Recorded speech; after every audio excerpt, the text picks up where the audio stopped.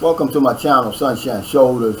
Thank you so much for stopping by today. I really appreciate it, especially my new viewers and new subscribers. Your kindness, your generosity, your support of my channel has truly been amazing. I'll never take that for granted.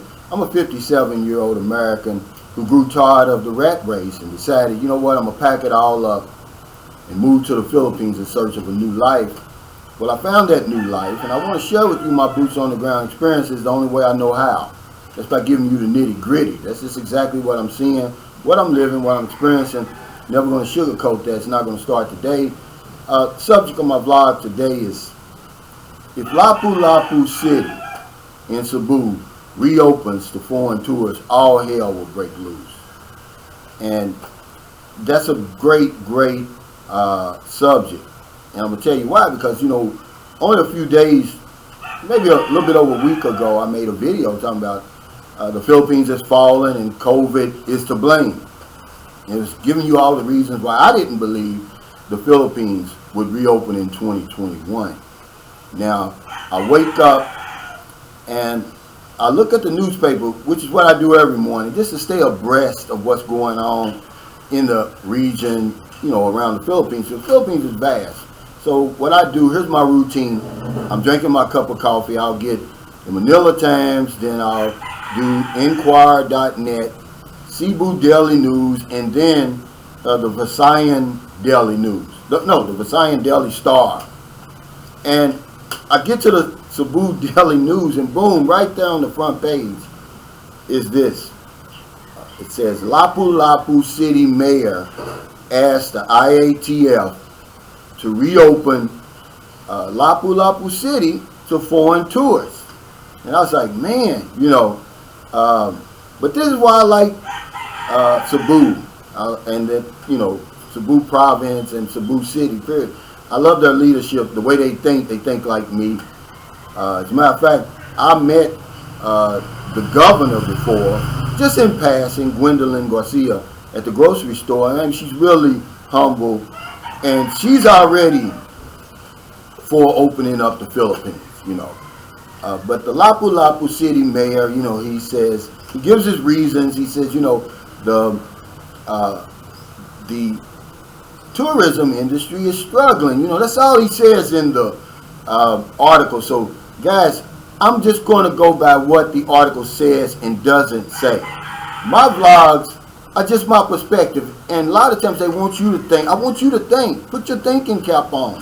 You know, of what would happen if the Philippines decide to let LAPU City only reopen to foreign tourists. And I'm just going to give you my take on it. This isn't a debate, okay? And he gives his reason. You know, he says, you know, the economy's struggling. He's like me. You know, he believes that we're in the fourth quarter over here with about 2 minutes left. You know, it isn't about the economy. You know, it's about the people over here, real live people, you know, and they're starving. He said, let's get some money in here. You know, it's not about the credit rating of the country and all of that, you know. Times is really getting bad over here. And let's take a look at his city, LAPU City. You know, it's about 400,000 people. It's an urbanized city.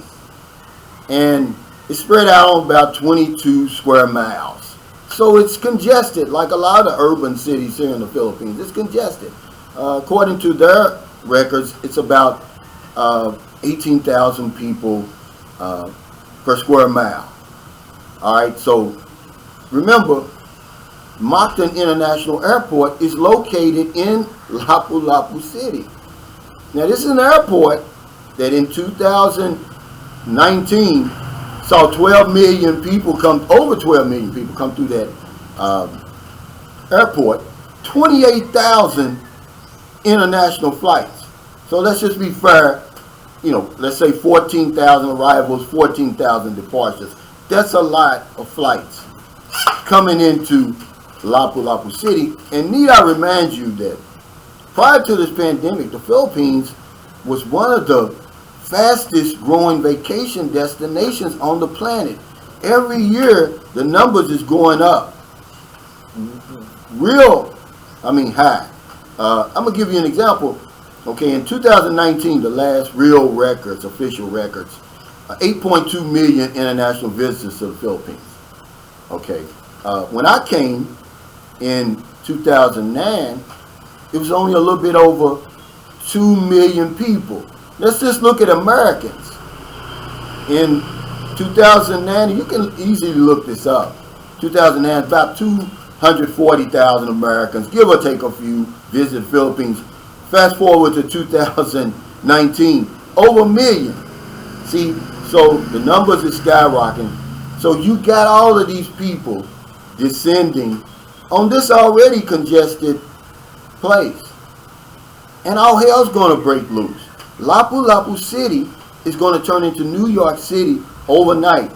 And whatever happiness, joy, and glee that you had for your trip on your way over here, it's going to disappear the minute you get off that plane. It's going to turn into a nightmare.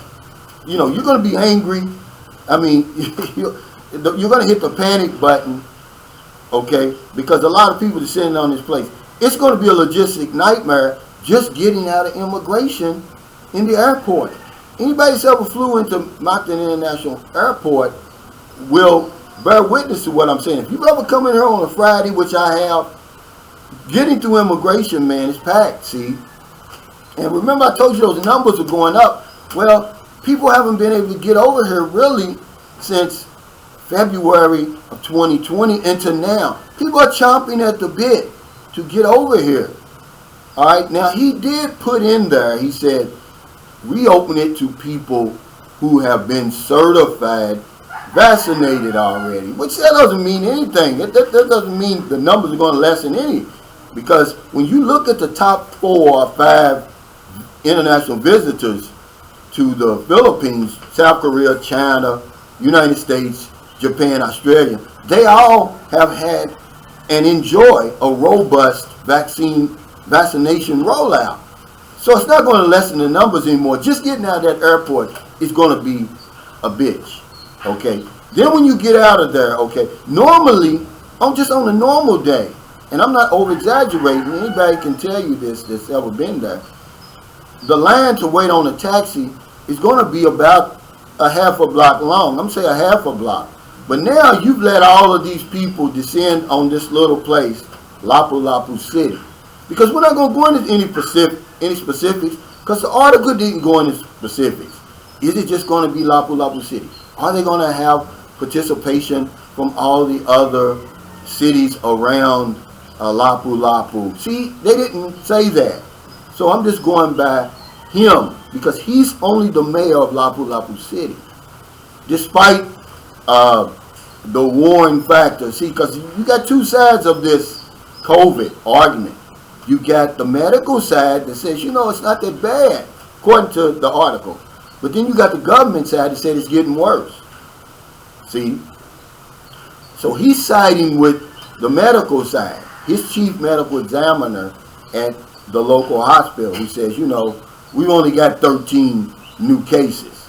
Whereas the government says, you know, for the first 7 days of April, the cases are rising tremendously, and 49% of them are symptomatic, meaning people have symptoms. So they're taking up hospital beds. See, that's what that argument is over there. But, you know, we're not talking about the COVID and the effects. We're talking about the lockdowns associated with the COVID and the effects that it has over people over here.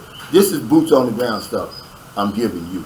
So, you know, you get out there, you're waiting on a taxi. Now, I'm going to tell you, there's no telling how long the line's going to be. See? And then, you know, you're going to get to your hotel. It's going to be fully booked. You know, you've got your reservations, but will they allow you to extend? You know, because after a couple of days, guys, I'm going to tell you this. On this little 400,000 population, and you get all of these people, even if the population doubles in, say, 4 or 5 days, see, you're going to create a gridlock.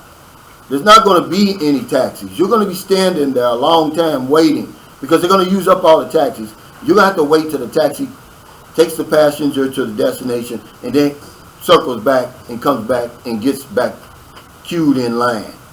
You're going to get to the hotel, it's going to be sold out. They're going to limit the days that you're going to be able to stay because there's only so many hotel rooms in LAPU City. See? So, and guess what? Try to get something to eat, the restaurants are full. You want to go to the beach, beach is overfilled. Grocery store, it's going to be panic. Everything's going to be, the shelves are going to be empty. There's no way that LAPU City, opening the foreign tourists, is going to be able to withstand the onslaught of people. It's like when I was in the Navy, I was on the USS John F. Kennedy, which was an aircraft carrier. There was only certain places that we could visit because it was 6,000 men. You're talking about letting 6,000 hungry sailors just descending on your city. We tore up places, man. We couldn't go into smaller areas. We spent $20 million in 5 days in Rio de Janeiro, Brazil. It's going to be something like that when you get over here. And with everything operating at full capacity, see, the prices are going to skyrocket in a very short time. See, because I'm going to tell you, if you were a businessman in the Philippines pre-pandemic, especially in the tourist industry, you were enjoying a robust business. So much so that over here, there was no negotiating prices. It was a take it or leave it. This is the price. There's no negotiating. There's no bringing it down.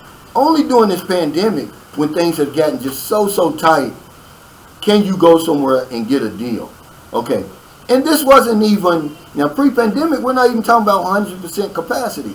But if he opens up LAPU City only, it's going to be 100% capacity on everything, on all fronts.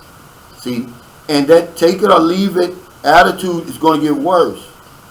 The prices are going to skyrocket. They're going to soar. That $1,000 you bought over here that usually would last you a month, it's not going to last you a week.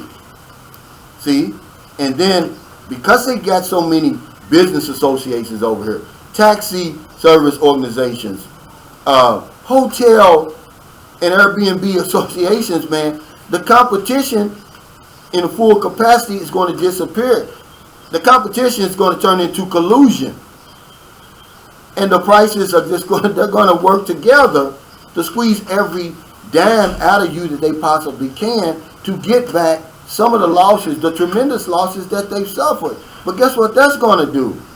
See, the act of him reopening the foreign tours is a noble one. But what he's intending for good is going to turn to bad. Because people are going to get fed up. You're going to be gridlocked. Everywhere you go, it's going to be crowded. You can't get a nice place on the beach. You can't get into the restaurant. You go to the grocery store, nothing's on the shelves. People are not going to come back. The prices are going to go up high. See, so this is the scenario that I'm looking forward to if LAPU City reopens the foreign tours now. All hell's going to break loose. Be careful what you wish for over here. Yes, they need the business. Remember, 1 in 5 jobs over here in the Philippines is tied to the tourism industry. And if you just look at that number, based on the amount of people working in the unemployment numbers and all of that, that's about 10 million jobs. But opening up prematurely will be a disaster versus opening up at the right time, even though you have to drag it on. Because if you don't open up all of the Philippines, you shouldn't open up any part of the Philippines at all. I know what people are saying, because one of my subscribers sent me a message. He said, Calvin, I think, when I did that video about it not reopening for 2021, he said, no, he said, I think that what they're going to do is, he said the exact same thing the mayor said. He said, I think they're going to open up certain areas, certain tourist destinations for foreign tourists, like Boracay. He had to say Boracay, didn't he? They just reopened Boracay after it being run down and, sanitation and everything like that. Now, can you imagine just opening up Boracay only? You can't go anywhere but Boracay because it's a very small place. This, I think it's Auckland. I can't remember. Yeah, the place that Boracay is actually on, this little island. And you put all them people over there. And do you think that Boracay would last 3 months. No, it wouldn't. They would have to shut it down again because it would be overrun. The trash, the sanitation, and everything all over again. But this time worse. So be careful what you wish for, guys. I love his way of thinking. That's why I love Cebu. I love Cebu Island, you know. They're for the people, you know. It's not about the economy. It's not about the credit rating. It's about generating money into that place so people can work and take care of their families. But if LAPU City only opens up to foreign tourists now, all hell will break loose. So thank you for stopping by today. I really, really appreciate it. You know, America's getting late. Before you let your head hit the pillow, please find somebody to help. But if you're on one of those late grocery runs, beer runs, weed runs, you're just getting off second shift, or you're on your lunch break and you see somebody in the street, buy them something to eat, buy them something to drink, give them a couple of dollars. If you're in the Philippines, it's about 9 o'clock in the morning. You have all the rest of the day to find somebody to help. There's no excuse for you not to intentionally go out there and find somebody to help. Because if I don't know anything else, I know this one thing for sure. We help other people, we help ourselves. Take care, stay safe, stay COVID free, and I'll see you next time. Yeah, I got my fan running over here. You may hear that. My videos are raw, they're unpolished, guys. I'm in the Philippines. It's hot as heck. I come outside because I want to give you good lighting. I want to give you a good video as possibly as I can. I don't have some guy following me around with a camera pod, okay? Because I've been getting a lot of complaints, you know, about, you know, hey, if you want to use this app to get rid of the roosters. Look, the roosters are a way of life over here. Okay, get used to that when you come to the Philippines. Thank you so much. Take care. I'll see you next time.